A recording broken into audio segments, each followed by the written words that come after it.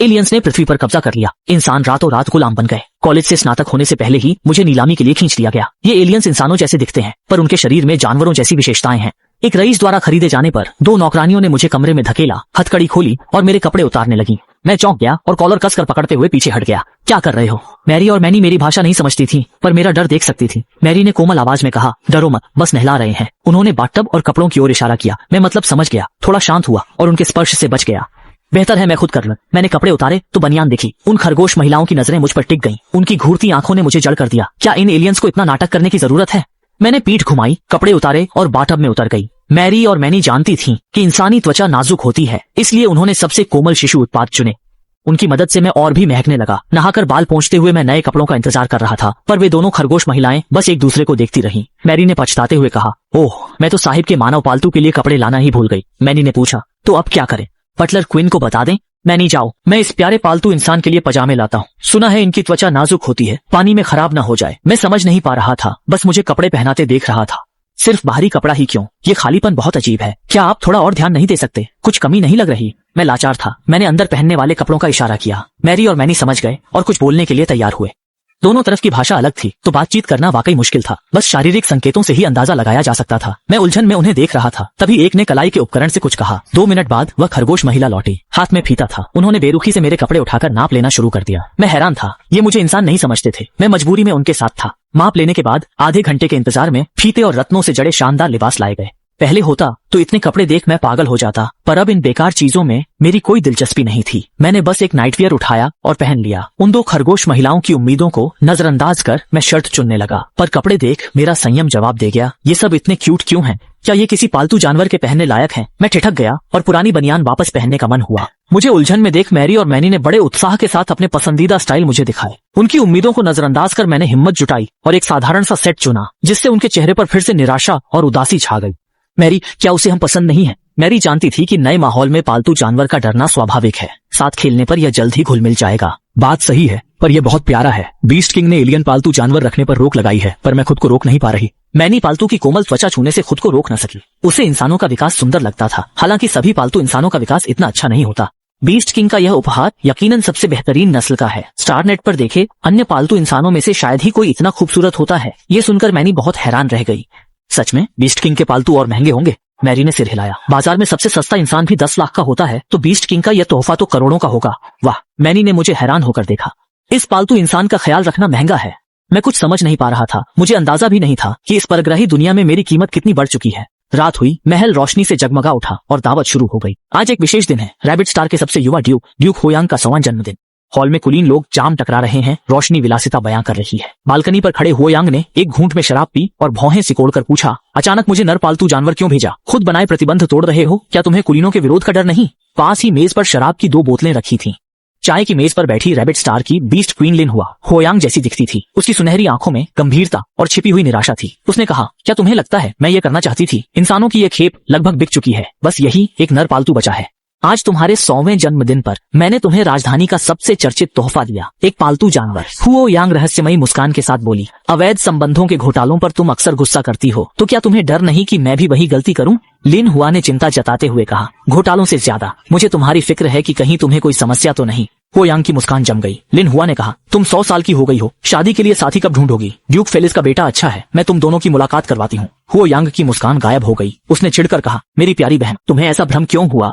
मुझे अब तक कोई पसंद का नर नहीं मिला। ड्यूक फिलिस का बेटा नहीं, मुझे उसका स्वभाव पसंद नहीं है। लिंगहुआ चिल्लाया, फिर कौन चलेगा? कोई भी नर चलेगा, बस किसी को ले आओ। जवानी में भी साथी नहीं ढूंढ रहे, मैं अपने माता पिता को क्या जवाब दूंगा? शादी के लिए बार बार टोकती बहन को हुओयांग ने ठंडे लहजे में कहा, तुमने 50 में शादी की, फिर भी 200 साल तक बच्चा नहीं हुआ। मैं अभी 100 साल की हूँ, मुझे कोई पसंद का नर मिल जाएगा और बच्चा भी हो जाएगा। इतनी जल्दी क्या है? लिंगहुआ छिड़कर बोली, तुम्हारी पिटाई होनी चाहिए। ये बात जीजाजी को पता नहीं चलनी चाहिए।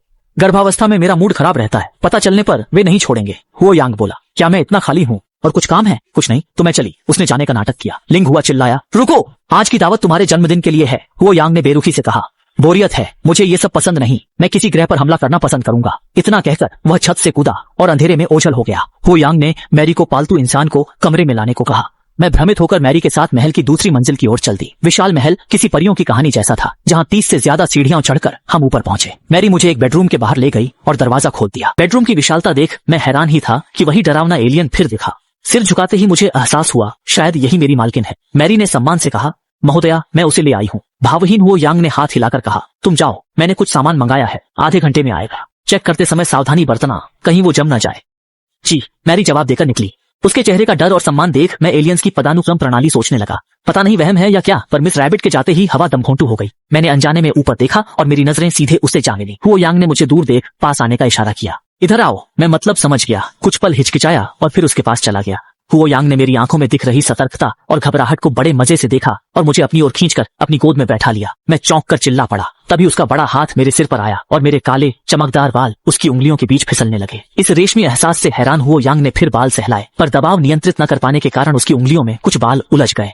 जड़ों में हल्की चुभन महसूस होते ही मैं दर्द से कराह उठा। झटके से बाल छुड़ाए और हड़बड़ाहट में पीछे हट गया। तुम क्या कर रही हो? मैंने उसे सवालिया नजरों से देखा। हुओ यांग अपनी उंगलियों में उलझे बालों को देख हैरान था कि उसका पालतू इंसान इतना नाजुक है। भागते हुए मुझे देख उसने इशारा किया, इधर आओ, इस बार दर्द नहीं होगा। मैंने सिर हिलाया और पीछे हट गई। मेरी आंखों में डर था। हुओ यांग ने झुंझलाकर आंखें सिकोड़ी। बात नहीं मान रहे, बहुत परेशान करते हो। वह आखिर कह क्या रहा है? ये भाषा मुझे पागल कर रही है। तुम क्या कह रहे हो? मुझे समझ नहीं आ रहा। मेरी झुंझलाहट पर उसकी आंखों में चमक आई। हुओ यांग को याद आया कि वह मुझे ट्रांसलेटर पहनाना भूल गया था, इसीलिए मैं समझ नहीं पा रही थी। उसने स्पेस ब्रेसलेट में तलाशा और आखिरकार धूल जमा अनुवादक ढूंढ निकाला। फूंक मारकर उसे साफ किया ही था कि अचानक उसके हाथ में कुछ आ गया और मेरी नजरें बदल गईं।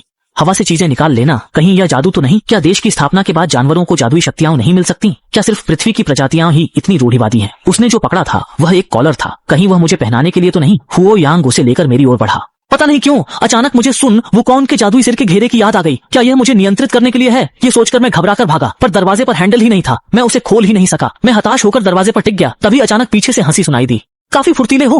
वो यांग मेरी हर हरकत को मजाकिया नजरों से देख रहा था। सिद्धांत, मैंने कई पालतू देखे हैं जो अक्सर सुस्त या डरे हुए होते थे। बहन का भेजा यह जीवंत एलियन तो दरवाजा खोलने की कोशिश में लगा है। उसका गुस्सा देखकर उसे सहलाने का मन हुआ, पर उसे मुझ पर हंसते देख मुझे शर्मिंदगी हुई।